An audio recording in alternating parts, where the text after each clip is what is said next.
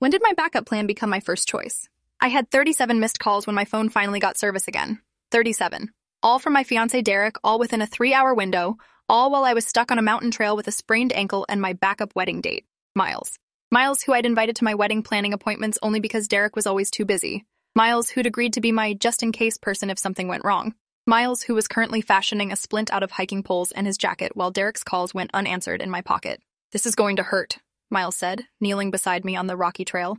His hands were gentle despite the warning, carefully positioning my swollen ankle. "But we need to stabilize it before we try to get you down." I nodded, gritting my teeth as he worked.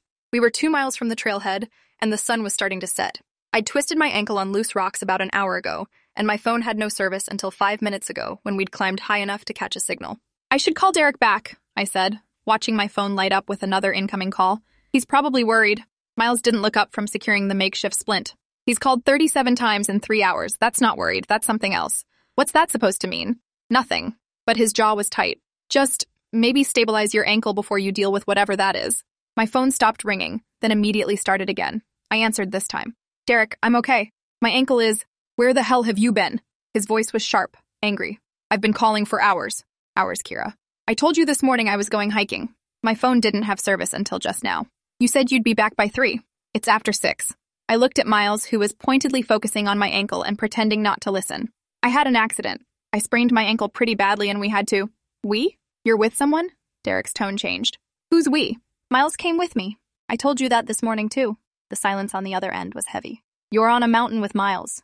The same Miles who's been hanging around you for months. He's my friend, Derek. You know that. Your friend who you invited to cake tastings and venue tours and dress fittings because apparently I'm too busy to do my own wedding planning." There was accusation in his voice that I didn't understand. "You said you were too busy. You said you trusted me to handle the details. And you decided to handle them with another man." Miles finished with my ankle and stood up, walking a few feet away to give me privacy. But I could see tension in his shoulders. "Derek, I'm hurt and I'm stuck on a mountain and I really don't want to have this argument right now. When do you want to have it? When's a good time for you, Kira? Because apparently I can never find a good time to do anything with you since you're always making plans with Miles." My ankle throbbed and I felt tears starting. "That's not fair. You canceled on me 5 times last month. 5 times I had appointments scheduled and you said work came up. Because work does come up. Because I have a demanding job that pays for the life you want us to have. I never asked you to—" I stopped because this was an old argument, worn smooth with repetition. "Look, can we talk about this later? Right now, I need to figure out how to get off this mountain. Let Miles figure it out. He seems good at taking care of you." Derek hung up. I stared at my phone, the anger in his voice echoing. Miles came back over and sat down beside me, careful not to jostle my ankle. "Everything okay?" "He's mad that I'm here with you." "Yeah, I gathered that." Miles was quiet for a moment. "For what it's worth, I can head back down and send proper help. You don't need me making things worse with your fiancé. Don't be ridiculous. You're not leaving me alone on a mountain." "Kira, if my being here is causing problems, your being here is the only reason I'm not panicking right now." The words came out sharper than I intended. "You're the one who knew how to splint my ankle. You're the one who stayed calm when I was freaking out. You're the one who's actually here." Miles looked at me with an expression I couldn't quite read. "He should be the one who's here." "Well, he's not. He's never here. That's why you've been my backup plan for everything." I laughed, but it sounded bitter. The backup wedding date who actually shows up to wedding planning. How pathetic is that? It's not pathetic. It is. I'm getting married in 3 months and my fiancé can't be bothered to help plan our own wedding. But my friend drops everything every time I ask, and I never even questioned why that felt normal. I looked at Miles, really looked at him. He'd taken a day off work for this hike because I'd mentioned being stressed about wedding planning and needing to clear my head. Derek hadn't even remembered I was going hiking. "Thank you," I said quietly, "for always being my backup plan. Anytime." But something in his voice sounded sad. We sat in silence while the sun continued its descent.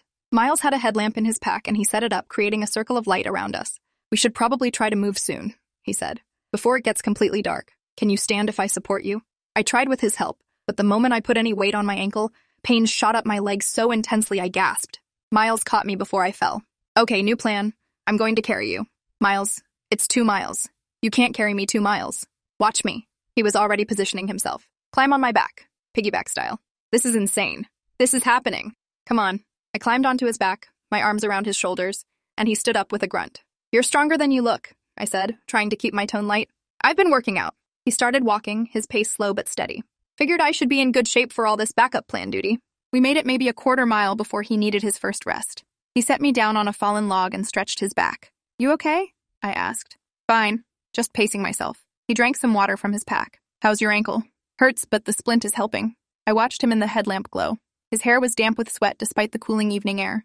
His shirt had dirt on it from where he'd knelt beside me on the trail. You know you don't have to do this, right? We could call for actual rescue services. And wait how long? 2 hours? 3? By then it'll be pitch black and you'll be freezing. He sat down beside me. Besides, what kind of backup plan would I be if I called for backup? Miles? Yeah? I wanted to say something, but I didn't know what. Thank you, I'm sorry. Why do you keep showing up for someone who's marrying someone else? Instead, I said, Derek's going to be really mad about this. Why? Because I'm helping you? Because you're always helping me. Because I call you first when I need something. Because... I trailed off, and Miles finished the sentence. Because he knows what that means. What does it mean? The question hung in the air between us. Miles looked at me for a long moment, then stood up. Come on, let's get you off this mountain before we start asking questions we're not ready to answer. The second quarter mile was harder. Miles was breathing heavily, stopping more frequently. My guilt was growing with every step. Miles, this is too much. Let me try to walk again. Your ankle is sprained, possibly fractured. You're not walking. You're going to hurt yourself. I'm fine. But he wasn't fine. I could feel him struggling, feel the tremor in his arms as he adjusted his grip. Miles, stop. Please stop. He set me down and I could see he was exhausted. I can't let you hurt yourself for me. I'm not hurt. I'm just... He bent over, hands on his knees, breathing hard. Okay, I might need a longer break. We sat on the trail in the circle of headlamp light, and I heard him try to hide how heavily he was breathing. This is my fault, I said. I'm the one who insisted on taking the advanced trail. I agreed to it, because I wanted to prove something. I wanted to prove I could do something challenging and fun without Derek, that I didn't need him for everything. I laughed bitterly. And instead, I proved I need you for everything. You don't need me for everything. Don't I? You've been to more wedding appointments than my actual fiancé. You helped me pick out flowers, you taste-tested 3 different caterers, you sat through 4 hours of string quartet auditions. You've basically planned my entire wedding. Miles was quiet. And you never once questioned why I kept asking you, I continued. Why I kept inviting you to things that should have been for me and Derek. Why you became my default person. I questioned it, Miles said quietly. Every single time. Then why did you keep coming? Because you asked me to. He finally looked at me. Because every time you called, I thought maybe this would be the time you'd realize what I've known for the past year. My heart started beating faster. What have you known? That you're marrying the wrong person. The words hung between us like a confession. Miles, let me finish. Please. He took a breath. You're marrying someone who doesn't show up for you. Who doesn't prioritize you. Who makes you feel like you're asking too much when you want him to be involved in planning your own wedding. And you've been making excuses for him for so long that you don't even realize it's not normal. That's not fair. Derek has a demanding job. So do I. So do you. That's not an excuse. Miles's voice was gentle but firm. Kira, in the past 6 months, how many times has Derek canceled on you? I tried to count and lost track. A few times. It's been 15 times. I know because I was your backup plan for 14 of them. The number hit me like a slap. 15 times. Derek had canceled on me 15 times in 6 months, and I'd gotten so used to it that I'd stopped even feeling disappointed. The 15th time? I asked. You couldn't come? I was in the hospital with my dad after his heart attack. And you told me it was fine, you'd go alone, and you did. You went to meet with the photographer alone because Derek canceled again and I wasn't available. Miles's voice cracked slightly. And I felt terrible because I knew you shouldn't have to do that alone. I remembered that day. Derek had texted me an hour before we were supposed to meet the photographer, saying something had come up at work. I'd called Miles and he'd been at the hospital. I told him it was fine, that I'd handle it, but I'd cried in my car before the appointment because I felt so alone. I didn't know you felt bad about that. I felt terrible. Because I knew I was the only person who would have shown up for you, and I couldn't. And you didn't even consider calling Derek back and asking him to actually keep his commitment. He had to work. Did he? Or did he just know you wouldn't push back? That you'd accept whatever excuse he gave? That you'd find another way to handle it? I didn't have an answer for that. Miles started to stand, then winced and sat back down hard. Miles? I reached for him. Are you okay? Yeah, just my back. Carrying someone for half a mile is harder than I thought. He tried to laugh, but I could see he was in pain. I might need a few minutes. We need to call for help. Real help. No, I can keep going. Miles, stop. You're hurt. I'm hurt. We're not making it down this mountain by ourselves. I pulled out my phone, grateful we were high enough for service, and dialed 911. While we waited for search and rescue, I called Derek. He answered on the first ring. Finally decided to check in. We're calling search and rescue. Miles hurt his back trying to carry me down. Of course he did. Playing hero as usual. The lack of concern in Derek's voice made something crack inside me. He hurt himself trying to help me because I'm injured and alone on a mountain. The least you could do is pretend to care. I do care. I just don't appreciate you being alone on a mountain with another man in the first place. I wouldn't be alone with Miles if you'd ever actually show up for me. The words came out louder than I intended. If you'd come to even one wedding appointment. If you'd acted like you wanted to marry me instead of like planning our wedding was a chore you couldn't be bothered with.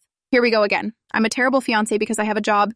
No, you're a terrible fiancé because you've canceled on me 15 times in 6 months. Because Miles has been to more wedding appointments than you have. Because when I'm hurt and scared, I didn't even think about calling you first. I called Miles because I knew he'd answer. I knew he'd come. I knew he'd actually be there. The silence on the other end was heavy. If you'd rather be with Miles, then maybe you should. Derek's voice was cold. Maybe I should call off the wedding and save us both the trouble. Maybe you should, I said. And the moment the words were out, I felt something shift.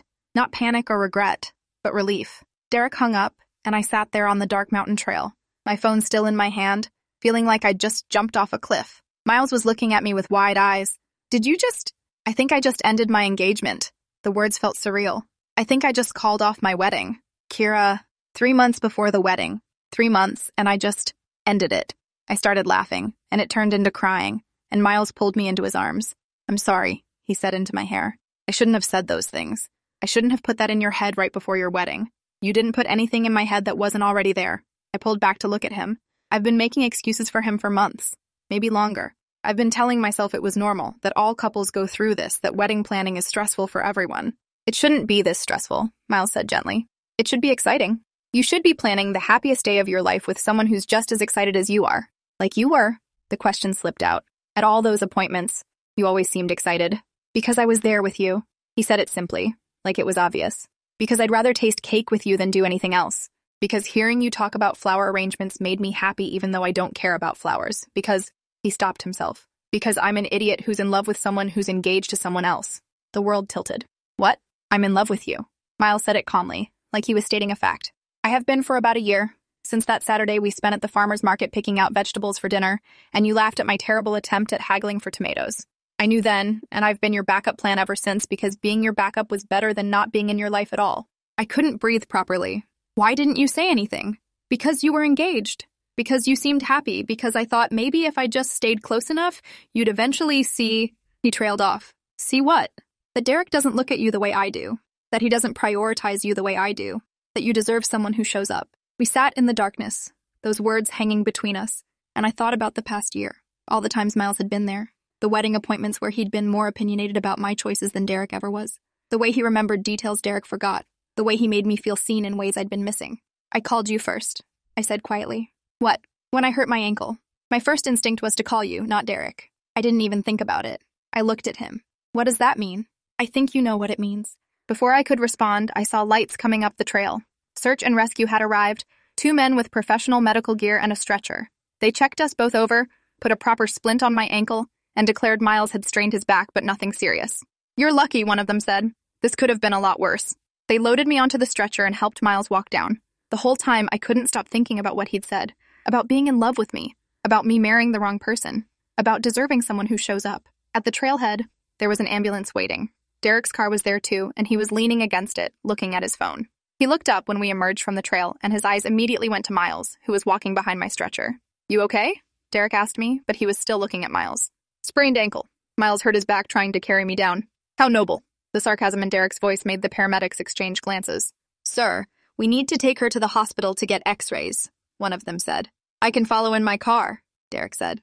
I'm riding with her, Miles said at the same time. Derek and Miles stared at each other, and I could feel the tension crackling between them. I'm her fiancé, Derek said. Are you? Miles asked. Because she told me you might have called off the wedding. Derek's face flushed. That's between me and Kira. Is it? Because from where I'm standing, you're the only one who seems unclear about what's happening here. The paramedics were looking increasingly uncomfortable. Gentlemen, we really need to go, one said. I made a decision. Miles rides with me. Derek, you can follow if you want. Derek looked like I'd slapped him. You're choosing him over me? I'm choosing the person who's actually been there for me. My voice was steady despite my racing heart. I'm choosing the person who showed up. Derek stared at me for a long moment, then got in his car and drove away. No argument, no fight, just left. The ride to the hospital was quiet. Miles sat in the ambulance holding my hand, and neither of us acknowledged what we were doing. At the hospital, x-rays showed a bad sprain but no fracture. Miles's back was strained but would heal with rest. We ended up in adjacent exam rooms, and I could hear him talking to his doctor through the thin curtain. You're lucky, his doctor was saying. A few more minutes carrying that weight and you could have done serious damage. It was worth it, Miles said, and even through the curtain, I could hear the certainty in his voice. My doctor finished wrapping my ankle and gave me crutches. You'll need to stay off it for at least 2 weeks. Ice, elevation, compression. The nurse will give you care instructions. When they opened my curtain, Miles was already waiting, leaning on the nurse's station. He had a back brace on and was holding a prescription bag. "Hey," he said. "Hey." We stood there in the fluorescent hospital lights and everything felt surreal. "I should call Derek," I said. "Should you?" "We need to talk. I can't just leave things like that." "Okay." Miles shifted his weight, wincing slightly. "Do you want me to wait, or will you take me home?" "I don't think I can drive with this ankle." "Of course." The drive to my apartment was quiet. Miles's car smelled like the cedar air freshener he always used, familiar and comforting. When we got to my building, he helped me up the stairs, patient with my crutches and slow pace. At my door, I turned to him. "Do you want to come in?" I probably shouldn't, but he didn't move away. "Miles, what you said on the mountain, did you mean it?" "Every word." "How long have you been planning to tell me?" "I wasn't planning to tell you at all. I was planning to be your friend, to be there for you, and to watch you marry someone else because that's what you wanted." He looked at me with those eyes that apparently had been seeing me differently all along. "But then you got hurt, and Derek wasn't there, and I carried you down a mountain, and I thought, I can't keep doing this. I can't keep being her backup plan when I want to be her first choice." "What if you already are?" The words slipped out before I could stop them. Miles went very still. "What? My first choice? What if you already are and I was just too stupid to see it?" I was crying now, frustrated tears. What if I've been planning a wedding to the wrong person while my actual person has been there all along, tasting cakes and auditioning string quartets and pretending to care about flower arrangements? "I wasn't pretending to care," Miles said softly. "I cared because they mattered to you. See? That. Right there, that's what I'm talking about." I gestured at him with my crutch. "Derek never cared about those things. He never asked about my day or remembered details or showed up when I needed him. But you did. You always did. And I just accepted it as friendship because I was too blind to see that friends don't look at each other the way you look at me. How do I look at you? Like I'm the only person in the room? Like every word I say matters? Like you'd carry me down a mountain even if it meant hurting yourself?" My voice cracked. "Like you love me." "I do love you." He said it simply. "Certainly. I love you so much that I became your backup plan just to be near you. I love you enough that I helped you plan a wedding to someone else because I thought that's what would make you happy. I love you enough that I'm standing here with a strained back and a broken heart, and I'd do it all again tomorrow." I dropped my crutch and grabbed his shirt, pulling him toward me. "What if I don't want you to be my backup plan anymore? Kira, what if I want you to be my first choice? My only choice? You're engaged. You're emotional. You're on pain medication. I'm clarity." I looked up at him. For the first time in months, I'm actually seeing clearly. And I'm seeing that I almost married the wrong person because I was too scared to admit I had feelings for my best friend. "You have feelings for me?" "I must. Otherwise, why would I call you first? Why would every good thing that happens make me want to tell you about it? Why would planning my wedding feel more like planning something with you than planning something for Derek?" Miles's hands came up to cup my face, his thumbs brushing away tears I hadn't realized were falling. "You need to be sure about this. You need to think about what you're saying." "I am sure. I'm more sure about this than I've been about anything in the past year." I reached up to cover his hands with mine. "I'm sure that you're the person I want to call when I'm scared. I'm sure that you're the person who actually knows me.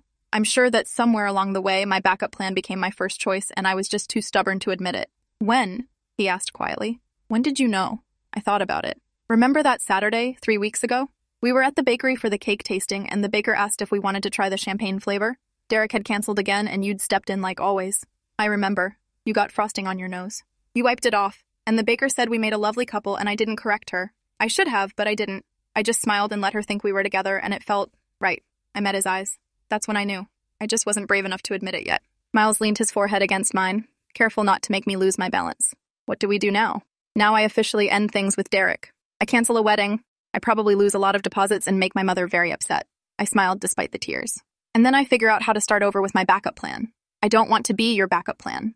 What do you want to be? Your first choice, your only choice. The person you call when you're happy or sad or scared or bored." He kissed my forehead gently. "The person who gets to love you the way you deserve to be loved.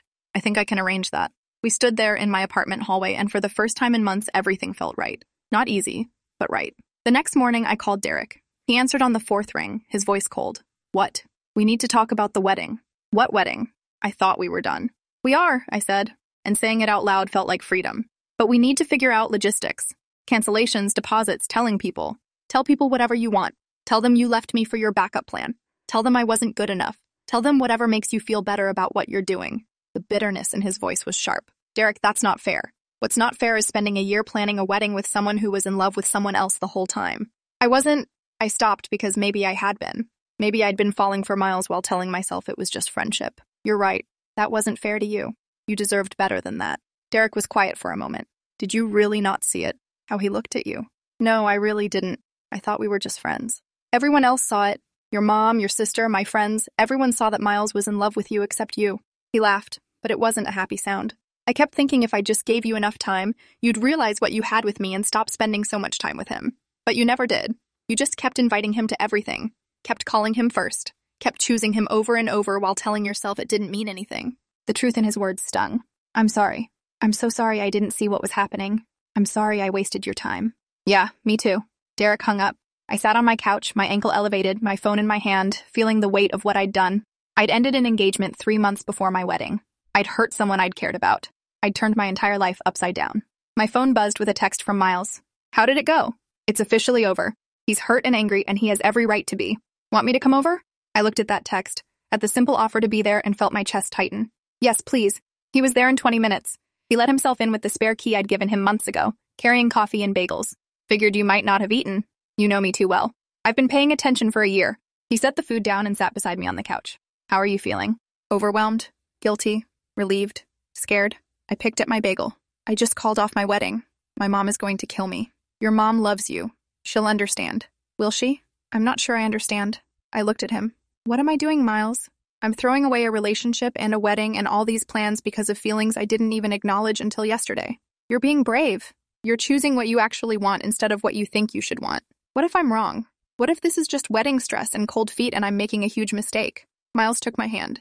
Then we'll figure it out. But Kira, I don't think you're wrong. I think you've been feeling this for a while and we're just too scared to admit it because it was easier to keep things the way they were. I'm terrified, I admitted. I'm terrified that this will ruin our friendship, that we'll try this and it won't work and I'll lose you completely. We won't lose each other. Even if this doesn't work, even if we try and fail, we won't lose what we have. How can you be so sure? Because I've loved you through all your relationships.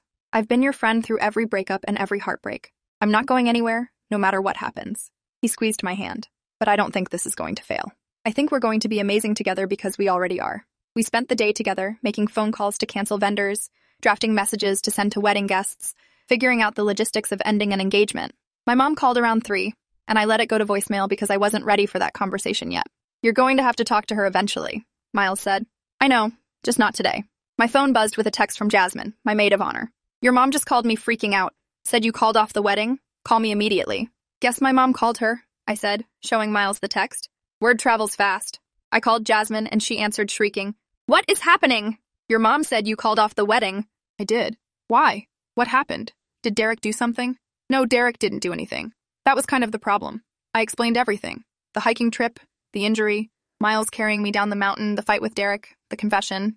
Wait, Miles loves you? Jasmine's voice got quieter. Miles has been in love with you this whole time, apparently. Oh my God, that makes so much sense. What? Kira, he's been at every wedding appointment, every single one. I thought it was weird that you kept bringing him, but I figured you needed moral support since Derek was never there. But now, she trailed off. He was there because he's in love with you, and you were inviting him because I have feelings for him, I finished. When did you figure that out? Yesterday, on the mountain, when I realized I called him first and Derek wasn't even my second choice, he was just an afterthought. I felt tears starting again. I'm a terrible person. You're not a terrible person. You're someone who almost made a mistake and caught it in time. Jasmine was using her therapist voice, the one she used when her clients needed reassurance. So what happens now? Now I cancel a wedding and figure out how to tell everyone I'm in love with my best friend instead. Your mom is going to lose her mind. I know.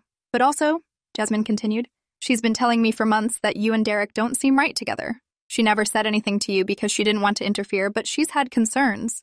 Really? Really? She kept saying you seemed more excited about wedding appointments with Miles than with Derek. She thought maybe you were just nervous about getting married, but now it makes sense. I finished. That evening, I finally called my mom. She answered immediately. Kira Marie, what is going on? I called off the wedding. I gathered that from your father's panic attack. What I need to know is why. I explained everything, and my mom listened without interrupting. When I finished, she was quiet for a long moment. Are you in love with Miles? I think so. I mean, yes. Yes, I am. How long have you been in love with him? I don't know. Maybe a year, maybe longer. I didn't let myself see it because I was engaged to Derek.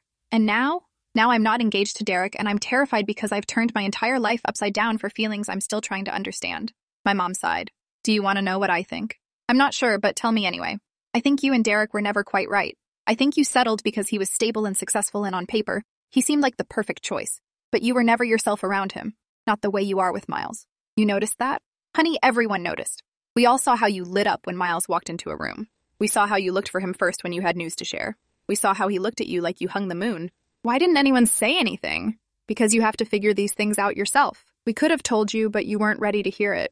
You needed to see it on your own. She paused. I'm just glad you saw it before the wedding instead of after. You're not mad? I'm relieved. I've been worried about you for months. You seemed anxious and stressed and not happy, which is the opposite of how you should feel before your wedding. She laughed softly. Besides, I always liked Miles better anyway. That made me laugh through my tears. You did? Of course. He's kind. He's attentive. He actually listens when you talk. And he looks at you like you're the most important person in his world. That's how your father looks at me. That's how it's supposed to be. Over the next week, I told everyone. My sister, who said, finally, and revealed she'd had a bet with her husband about how long it would take me to figure out I was in love with Miles. My friends, who had various reactions ranging from, I knew it, to about time, to, wait, you didn't know. My work colleagues, who'd apparently all been talking about how Miles and I seemed like a couple whenever he picked me up for lunch. Apparently, I'd been the last person to see what everyone else had been seeing for months. Derek and I met for coffee a week after I'd officially called off the wedding. He looked tired, and there was something in his expression I couldn't quite read. I've been thinking, he said after we'd sat down, about what you said, about me not showing up. Derek, let me finish. You were right. I didn't show up. I used work as an excuse, but the truth is I didn't prioritize you. I thought as long as we were engaged, as long as we were moving toward the wedding, that was enough. But it wasn't. I didn't know what to say. I'm sorry, Derek continued. I'm sorry I made you feel like you were asking too much. I'm sorry I wasn't the partner you deserved. And I'm sorry it took you falling for someone else for me to see what I was doing wrong. You weren't all wrong, I said. I wasn't all right either. I should have said something instead of just accepting it. Maybe. But I should have noticed. I should have seen that you were pulling away, that you were relying on Miles more than me. He smiled sadly. I should have fought harder to keep you. I don't think fighting would have changed anything. I think we wanted different things. What did you want? Derek asked. Someone who shows up. Someone who's excited to be there. Someone who makes me feel like I'm a priority, not an obligation. Miles does all that.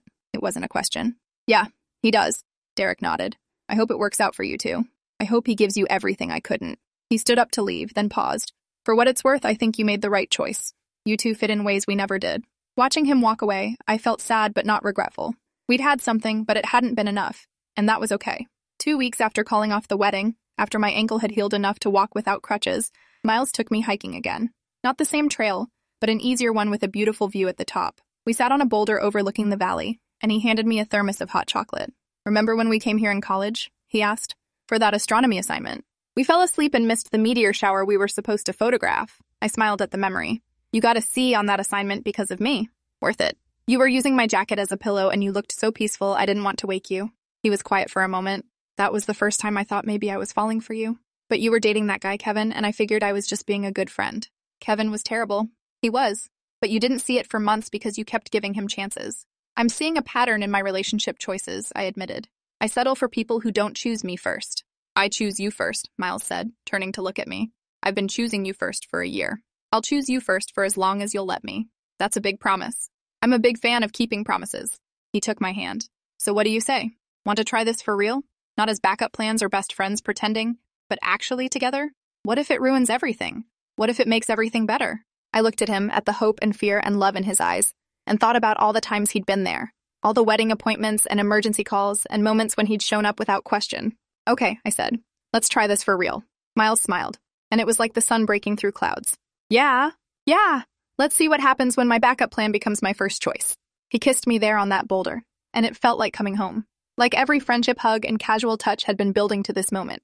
Like we'd been dancing around this for years without admitting it. I love you, I said when we pulled apart. I'm still figuring out exactly what that means for us, but I love you.